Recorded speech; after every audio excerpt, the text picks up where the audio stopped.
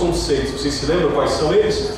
Para que o casamento permaneça feliz, ou para que ele prossiga sendo um casamento feliz? Vocês se lembram? Ajustes para andar juntos, né? Andar juntos. E o segundo?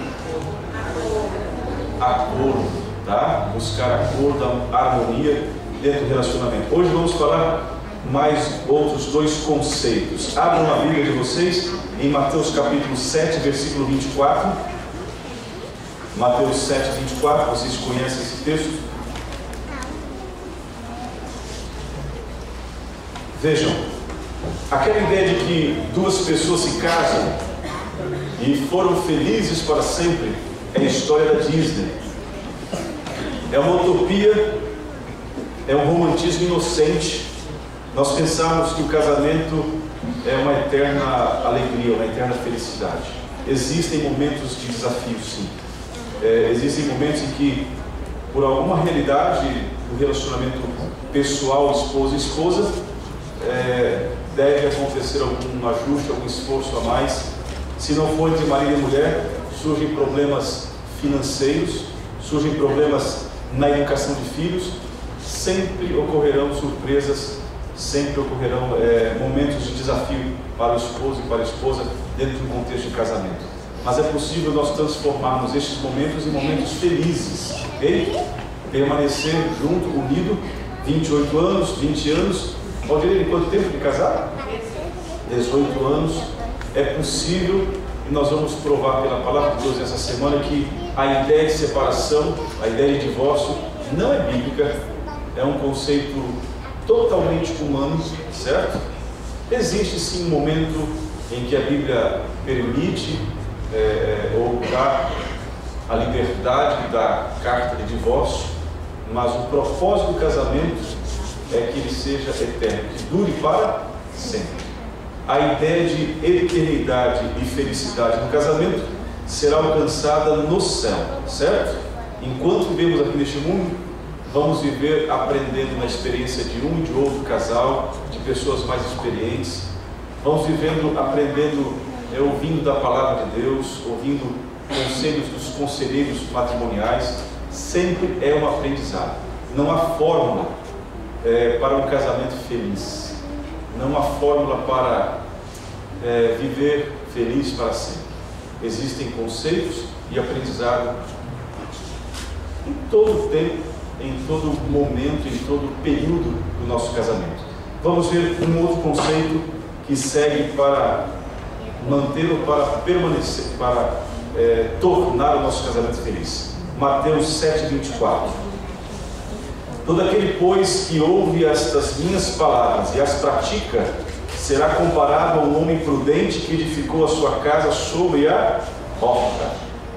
E caiu a chuva, transbordaram os rios, sopraram os ventos e deram com ímpeto contra aquela casa, que não caiu, porque foi edificada sobre a rocha. Deus estabeleceu o casamento sobre base e princípios que podem tornar o nosso lar feliz.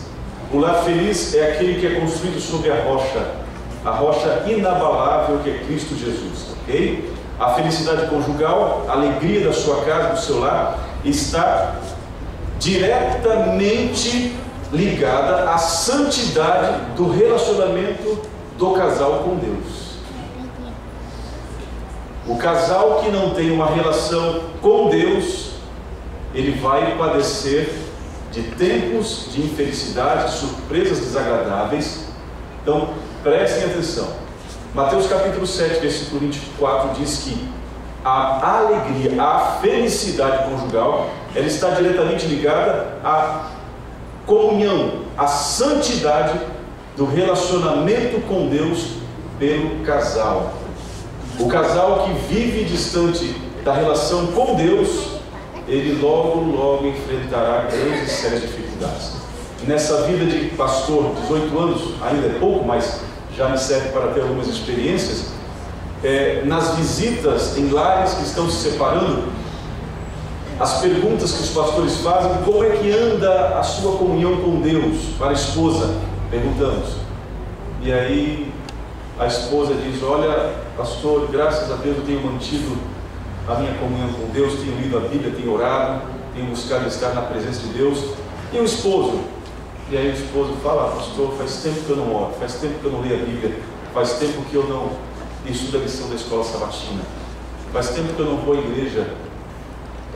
A felicidade do lar tem como base o grau de relacionamento que eu tenho com Deus, ok?